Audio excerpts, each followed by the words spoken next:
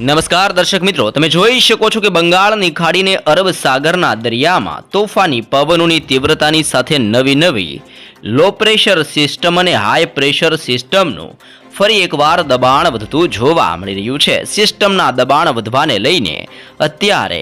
નવા ઘેરાવા બનતા જોવા મળી રહ્યા છે અને સિસ્ટમની મજબૂત ઘાતના પટ્ટા પણ ઠેર ઠેર વિસ્તારો સુધી ગુજરાત ઉપર લંબાયેલા જોવા મળી રહ્યા છે।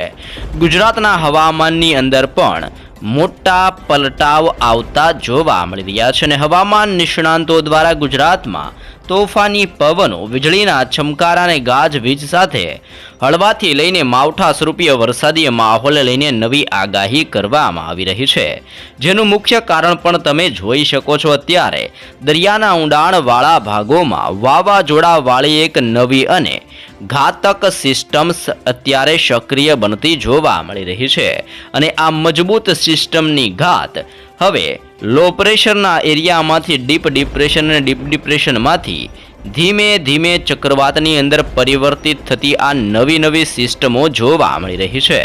જેમ જેમ સિસ્ટમની તીવ્રતા અને સિસ્ટમનું દબાણ વધી રહ્યું છે તેમ અનેક ક્ષેત્રોમાં હાઈ પ્રેશર અને લો પ્રેશરના મજબૂત ઘેરાવા બનતા જોવા મળી રહ્યા છે। બની રહેલા મજબૂત સિસ્ટમના ઘેરાવાને લઈને શ્રીલંકાના વિસ્તારોથી મદુરાઈ, બેંગલુરુના વિસ્તારોથી લઈને બેંગલવીનો દરિયાઈ કિનારાનો તટીય વિસ્તાર, હૈદરાબાદ, વિશાખાપટ્ટનમ અને ભુવનેશ્વરના વિસ્તારોની અંદર સતત હલચલો અત્યારે વધતી જોવા મળી રહી છે। આમ આ સંપૂર્ણ વિસ્તારોની અંદર તોફાની પવનની લહેરો હવેથી ઉઠતી જોવા મળવાની છે અને ગાજવીજ, આંધી, તુફાન, વંટોળની જેમ ગુજરાતમાં વધી રહેલા સિસ્ટમના તીવ્ર દબાણના પગલે અત્યારે ગુજરાત ઉપર ધીમી ગતિએ પવનની ઝડપો વધતી જોવા મળી રહી છે। ગુજરાતમાં પવન 22 કિલોમીટર પ્રતિ કલાકની ઝડપથી લઈને 27 કિલોમીટર પ્રતિ કલાકની ઝડપે તોફાની પવનની ગતિવિધિઓ ગુજરાતમાં જોર દર્શાવતી જોવા મળી રહી છે।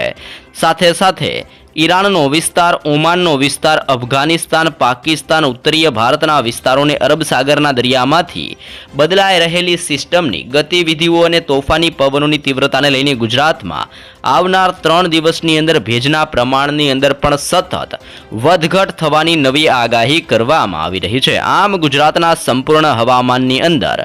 ઓચિંતાના મોટા પલટાવ આવતા જોવા મળવાના છે।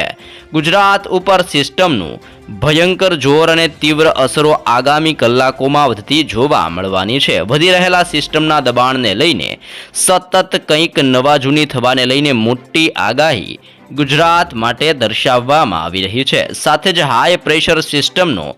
મજબૂત ઘેરાવો અને મજબૂત પટ્ટો અત્યારે મધ્ય ભારતના વિસ્તારોની અંદર પોતાનું તીવ્ર દબાણ દર્શાવી રહેલો જોવા મળી રહ્યો છે, જેને લઈને જોધપુર, ગુજરાત, મુંબઈ,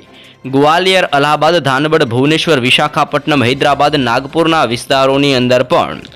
આ હાઈ પ્રેશર સિસ્ટમનું તીવ્ર દબાણ અત્યારે વધીને અસર દર્શાવતું હોય તેમ ગુજરાતના ભિન્ન વિસ્તારોમાં સતત ઘેરાવો મજબૂત બનીને અસર દર્શાવી રહેલો જોવા મળી રહ્યો છે। નવી સિસ્ટમોને બની રહેલા હાઈ પ્રેશરના મજબૂત પટ્ટાને લઈને ગુજરાતની અંદર પણ અત્યારે ટેમ્પરેચરની અંદર વધઘટ જોવા મળી રહી છે। 30 ડિગ્રીથી 38 ડિગ્રી અને 39 ડિગ્રી સેલ્સિયસ સુધીના ટેમ્પરેચરની આગાહી ગુજરાતની અંદર દર્શાવવામાં આવી છે અને જેને લઈને ગુજરાતમાં એક તરફ માવઠું તો બીજી તરફ કડકડતો ઉનાળો પણ અનેક વિસ્તારોમાં પોતાનું જોર દર્શાવતો જોવા મળવાનો છે, જેને લઈને અત્યારે હાલ ગુજરાત પર અંધકાર રૂપી વાદળો અને તોફાની પવનોની તીવ્રતાની અસરો વધતી જોવા મળી રહી છે। વધી રહેલા સિસ્ટમના દબાણને લઈને આ વિસ્તારોની અંદર અત્યારે હલચલનું જોર વધતું જોવા મળી રહ્યું છે, જેમાં પણ જિલ્લાઓની માહિતી મેળવીએ તો અહેમદાબાદ, ગોધરાના વિસ્તારથી લુણાવાડા, દાહોદથી છોટા ઉદેપુર, બોડેલીના વિસ્તારથી ખંભાત, ધોળકાના વિસ્તારથી નડિયાદ અને વડોદરાના વિસ્તારોની સાથે ખેડબ્રહ્માના વિસ્તારોથી લઈને ગુજરાતની અંદર ખેડા, પંચમહાલ અને મહીસાગર, આમ મધ્ય ગુજરાતના તમામ જિલ્લાઓમાં 31 ડિગ્રીથી 35 ડિગ્રી સેલ્સિયસની તોફાની પવનોની ઝડપોની સાથે ગરમ લૂની સાથે આવનાર 3 દિવસોમાં માવઠા રૂપી સિસ્ટમનો નવો ઘેરાવો મધ્ય ગુજરાતની અંદર હવામાનની અંદર પલટાવ લાવવાની સાથે હળવા વરસાદને લઈને પૂર્વાનુમાન દર્શાવવામાં આવી રહ્યું છે। તેવી જ રીતે અત્યારે તમે લાઈવ જોઈ શકો છો તે રીતે સૌરાષ્ટ્રના ભિન્ન ભિન્ન ક્ષેત્રોની અંદર પણ અરબ સાગરના પવનો સીધા જ ગુજરાત સાથે અથડાઈને ગુજરાતમાં ભારેથી લઈને ભયંકર અસરો દર્શાવતા જોવા મળી રહ્યા છે, જેમાં ભાવનગર, અલંગ, બોટાદ, જસદણ, ગોંડલના વિસ્તારથી જૂનાગઢ, અમરેલીના ક્ષેત્રોની અંદર, મહુવાના વિસ્તારથી ઉના અને વેરાવળના પંથકોની અંદર, પોરબંદરના વિસ્તારથી દેવભૂમિ, દ્વારકા, સલાયા, જામનગર અને ભાનવડના ક્ષેત્રોમાં, તેવી જ રીતે મોરબીથી સુરેન્દ્રનગર, ચોટીલા, રાજકોટ, ગોંડલ અને જસદણના વિસ્તારોની અંદર મોટા પલટાવ આવતા હોય તેમ સંપૂર્ણ સૌરાષ્ટ્રના હવામાનની અંદર આવનાર 24 કલાકની અંદર ઠંડાથી લઈને ભેજયુક્ત પવનનો મારો વધતો જોવા મળવાનું છે અને ગુજરાતમાં દિવસે ને દિવસે ભેજના પ્રમાણમાં મોટા પાયે વધારા થવાને લઈને માવઠારૂપી સિસ્ટમનું દબાણ હવેથી સૌરાષ્ટ્રના દરિયાઈ કિનારાના તટીય વિસ્તારોમાં સિસ્ટમનું તીવ્ર જોર ભારે અસરો દર્શાવતું જોવા મળી શકે છે। કચ્છના વિસ્તારો તરફ નજર કરવામાં આવે તો કચ્છના સંપૂર્ણ ક્ષેત્રોની અંદર પણ પવનોની તીવ્રતા અને સિસ્ટમની ગતિવિધિઓની હલચલો અત્યારે જોર દર્શાવતી જોવા મળી રહી છે, જેમાં લખપત, ખાવડ, રાપર, ગાંધીધામ, બારડોલી, નળિયાથી લઈને માંડવીના દરિયાઈ કિનારાના કચ્છના સંપૂર્ણ ક્ષેત્રોમાં તોફાની પવનોની તીવ્રતાની વચ્ચે હવે વાદળોના નવા ઝુંડ અને ફરીથી હલચલો વધતી હોય તેવા દ્રશ્યો પણ અત્યારે કચ્છની અંદર જોવા મળી રહ્યા છે અને કચ્છની અંદર ઓચિંતાના મોટા પલટાવ આવવાની સાથે હવાનું હળવું દબાણ જોર દર્શાવતું હોય તેમ અનેક વિસ્તારોમાં હલચલની સાથે ફરીથી અસરોની સાથે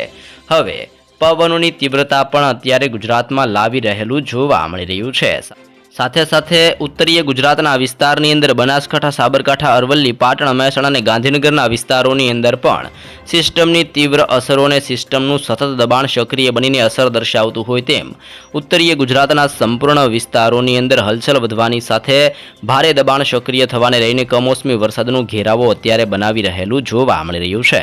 દક્ષિણીય ગુજરાતના વિસ્તારની અંદર પણ ભરૂચ, નર્મદા, સુરત, તાપી, નવસારી, ડાંગ અને વલસાડના ક્ષેત્રોમાં એકાએક પલટાવની આગાહી કરવામાં આવી રહી છે। આમ ગુજરાતના સંપૂર્ણ વિસ્તારોમાં આવનાર 3 દિવસોમાં કમોસમી વરસાદ અને માવઠાનું મોટું સંકટ મંડરાવવાની સાથે તોફાની પવનોની તીવ્રતાની સાથે હલચલની સાથે નવી સિસ્ટમોની અસરોને લઈને, સિસ્ટમની ઘાતોને લઈને કમોસમી વરસાદ અને માવઠાને લઈને નવી આગાહીઓ દર્શાવી દેવામાં આવી રહી છે।